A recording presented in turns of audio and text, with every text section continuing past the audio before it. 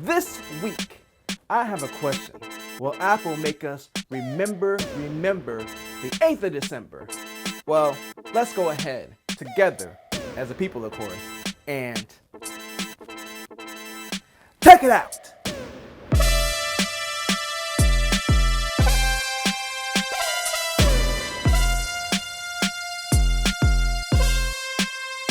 And welcome to another sensational Sunday.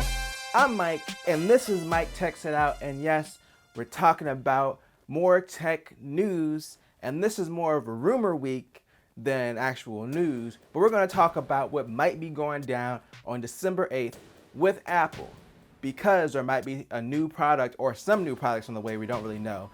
Everyone's guessing there's going to be one new product because the story came out that basically there was a new Apple SKU found for AppleCare. So a SKU, of course, is like a number tied to sales. It's kind of like, the number under the barcode in most cases when you would think of a product. So a new SKU is created whenever there's a new product. So if they're creating a new SKU for AppleCare, that AppleCare has to be tied to a new product or else it will fall under one of the existing SKUs. So that's where this rumor came from. And the new SKU is set to be released on Tuesday, December 8th at 5:30 a.m. So that means that obviously this is going to be tied to some kind of new product. So the Mac Rumors article that I looked at, it had 3 products that it could possibly be. And I'm going to go ahead and break down, in my opinion, the likelihood of which of these products that it's going to be, as well as add in my own 4th, because I have my own theories as far as what the new Apple jank could be. And it's going to be wrong. And you're going to look back at this video and be like, dang, he's stupid. But I'm going to still do it anyway. So this could either be a brand new product that we haven't seen before, or it could just be an update to an existing product. Out of the gate, I'm going to say, obviously, it's not going to be a new iPhone. They just, released a new iPhone. Probably not going to be a new iPad. They just released the new iPad Air, and the new base model iPad. And the iPad Pro is something they usually update every 2 years or so. So even though the iPad Air now has a faster processor than the more expensive iPad Pro, I still don't think they're probably going to update it until at least like maybe early to mid next year. So those we can take off the table. Obviously, it's not going to be a new Mac. They just released a new Apple Silicone MacBooks, and all the other ones have been recently updated as well. So unless they have another Apple Silicone product in the pipeline, I don't think they're going to release it. And obviously, if they did, it would probably have been a part of their press conference, the One More Thing event, which this is another one more thing if it's true. But it probably would have been part of that. And then in general, I don't think they would release another Apple Silicone Mac without doing another event for it. So those things we can pretty much take off the table. So let me get into the first rumored item, which are AirTags. So I talked about this a while ago in some of my news videos. So AirTags have been rumored for a while. They were accidentally leaked in one of the beta versions of iOS 13. I actually talked about this a while ago on the channel. It was Appleosophy that discovered this, but there's actually a direct mention of AirTags, or there was in that beta. So AirTags are basically like your tracker. It's kind of like Tile, where you can put them on like, a backpack or something like that, or in your wallet, something that you might lose that you would need to find, and then you'd be able to use it or ping it using your iPhone, and it would make a sound. And if you lose it somewhere outside of the house, when Apple did the new W1 chip with the iPhone 11, so basically that new chip allowed AirDrop to work directionally. So like if you were facing somebody and you're trying to AirDrop them, they would show up first on the list. But the rumor is this was back then that it would also be used to find people's AirTags. So like basically your iPhones or people's iPhones out in the wild would become a network to track the AirTags. So the way it's rumored to work is if you mark the item as lost and someone else's phone was near it, they would get a pop-up with a way to contact you to let you know, hey, I found this item. So that would be cool if Apple did do like a little tracker like that, especially with having so many iPhones out there. It might actually make it easier to find stuff. Again, these are all rumors, but as far as the likelihood of this actually happening, I'd say that AirTags could be pretty high on the list of things that might actually happen, especially because we already saw them teased way back in iOS 13, and it's kind of a product that they haven't really said anything about or acknowledged the existence of, but there's just been enough teasers and rumors out there to think that it is a real product and is very close to being released. And I'm also thinking of it in a way of what is a new product that you will release without needing to have a conference for it, because the AirTags, they're going to be pretty simple and they're going to be a cheaper item. I don't think Apple needs to have a whole conference to tell you about what AirTags are. So I could see them very much just releasing this and putting out a little trailer explaining it, and then that'll be pretty much it. And then the AirTags will be out there. The other new product that's rumored that they mentioned in the Mac Rumors article was also the AirPods Studios, which would be like the over-the-ear headphones, like the over-the-ear AirPods that have been rumored for a while.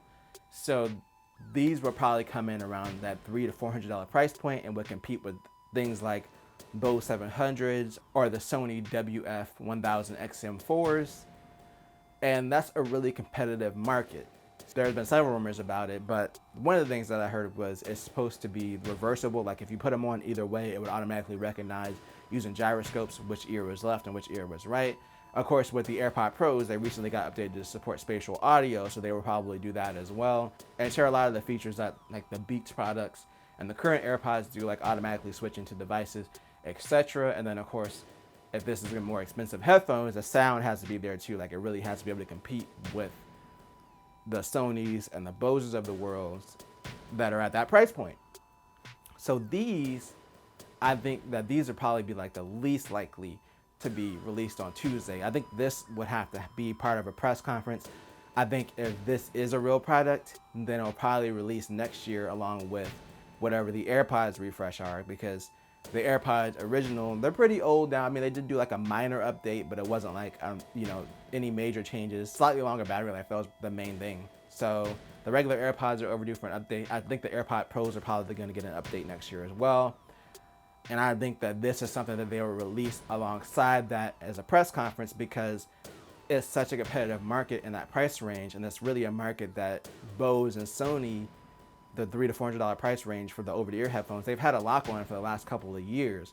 So I just don't see Apple just silently dropping these headphones and trying to compete with those two juggernauts without convincing people like this is why you should buy our headphones. So I think that that would be more of a press conference thing, in my opinion. So the next thing that was mentioned in the article would be a refreshed 4K Apple TV with a gaming controller. The gaming controller, I'm not sure about. Maybe they'll bundle in a controller, but considering they just added support for the PS4 and the Xbox One controllers, I feel like Apple is kind of moving away from that market of, their direct third-party controllers. I mean, they might do that, but it's just kind of unnecessary, in my opinion, like bundling in a controller. But the Apple TV 4K is over 3 years old at this point. It came out in September of 2017. So it really does need an update. The good thing about the Apple TV was it had so many cutting edge features at the time. There's not really much that they would need to add, but it is a bit slow. From my experience, I really like the Apple TV 4K, but it does have a lot of issues with switching between like HDR and SDR formats. And then sometimes it just bugs out. And this is on two separate TVs. I actually covered this when I unboxed the new Chromecast, because that's now on my downstairs TV because the Apple TV 4K gave us so many issues. But we actually moved it upstairs to our TCL TV, and it's still having similar issues. The way it switches between formats is terrible for some reason. So from a hardware standpoint, I do think they need to refresh the Apple TV 4K. Even if they don't add any, new features, it can still stand to be faster and maybe use a better HDMI standard. Maybe that might be causing some of the issues that it's having or something. I don't know, but it definitely needs to be refreshed. I think that this is one of those things that could also be likely just because it's been 3 years since they refreshed the Apple TV, which is understandable because, like I said, it would pretty much just be a spec bump at this point if they refresh it. So I can understand why they haven't, because the tech they put in it, there really hasn't been much new to really add to make it any better as far as the feature set. But those are the three things that they mentioned in the Mac Rumors article. The fourth thing that I'm going to add is, because I'm insane, is the HomePod. And I know that we just got the HomePod Mini, but the HomePod, the original one, is over 2 years old. It's close to 3 years old at this point. It came out February 2018. The HomePod Mini also just has some features that the HomePod doesn't have, and it's only $100. Technically, the HomePod is still $300. And it doesn't have near field communication with the iPhone. Like if you want to sling something from your iPhone, like if you're playing music and you want to sling it to the HomePod, with the HomePod Mini, you can go near it and you can just send a song to it. The regular HomePod doesn't do that because at the time, Apple hadn't released that tech yet. And then also, if you put two HomePod Minis in the same room, they'll automatically pair, like left and right channel. It'll automatically recognize there's two in the same room and ask you if you want to pair them as like a stereo set. So there's a few things that to me is weird that this $100 HomePod Mini has, this $300 one doesn't. I'm gonna put this in the middle as far as likelihood, because I think that Apple for the most part is probably fine with the HomePod. I don't know if they're ready to invest money in releasing a new one, but at the same time, they really don't have to change that much. They don't have to change the design. It would just be like a spec upgrade. The one thing I noticed was when I Googled this, when I Google HomePod, so on the Google listing for the HomePod, it says HomePod and this says parentheses 2018, which I found odd considering that there's no other model HomePod other than the Mini, which you wouldn't really get confused because the HomePod Mini has Mini after it. In my opinion, the only reason I could think is that there would even be like a 2018 designation is if they were getting ready to release a new updated HomePod that was going to be similar to the original one. So you want to, list this as 2018 and the new one would be 2020 if it does end up being what releases this year. So it could happen. So in my opinion, the most likely would be the AirTags, the updated Apple TV, or the HomePod. I think the studios need their own event. The AirPods Studios, that's going to be like a big thing. That's going to be at some kind of event, probably along with the refreshed AirPods. So that's my opinion on those rumors. We'll have to see if anything even happens on Tuesday. I'm going to feel really stupid if Tuesday comes and then nothing happens. But before I dip out of here, there's a couple more things I wanted to touch on. So you know what else is actually going down on Tuesday is the Nutrition labels. I forgot about this, but when Apple did their conference about iOS 14, one of the big things was they were going to have these listings on the App Store that were going to show what data this app access or needed access to, like personal data or tracking data, like location tracking, etc. So that's actually supposed to roll out this Tuesday. So I think that'll be kind of cool for people that are concerned, when they download an app, what information is it asking from me? And hopefully with it being so transparent, people just become a lot more aware of what they're providing to these app developers when they use their app or use their service. The last thing I wanted to touch on, but it's important for people that have an iPhone 11 in case you're affected by this issue, is Apple started a new replacement program for the iPhone 11. Any iPhone 11s that were manufactured between November 2019 and May 2020 may have an issue where the screen becomes unresponsive. So if you are experiencing an issue and your phone was manufactured during that period, you are eligible for the replacement program where Apple replaces the screen for free. And then they also mentioned in the article that if you previously paid for a screen replacement, they would also do a refund, which at that point, I think you would likely still have been in warranty at that point, at least under the 1 year. So hopefully nobody paid for a screen replacement for their iPhone 11.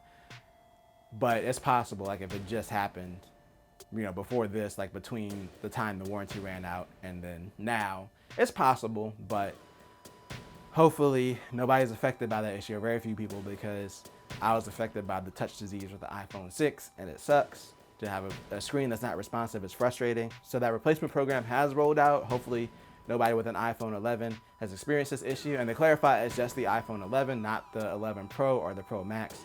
The iPhone 11 used an LCD screen, whereas the Pro and Pro Max used OLED in last year's models. So I'm guessing the issue is probably just related to something, and manufacturing related to the LCD screen or one of the components. But anyway, that's gonna bring today to a conclusion. I will be back on Wednesday, and if there is a new product announcement on Tuesday, I'll be back to talk about it. If not, I'll be back to talk about all the stuff I got for Black Friday. So make sure that if you enjoyed this video, to tell a friend, tell a coworker, like, share, and subscribe, and always do at least 2 things at the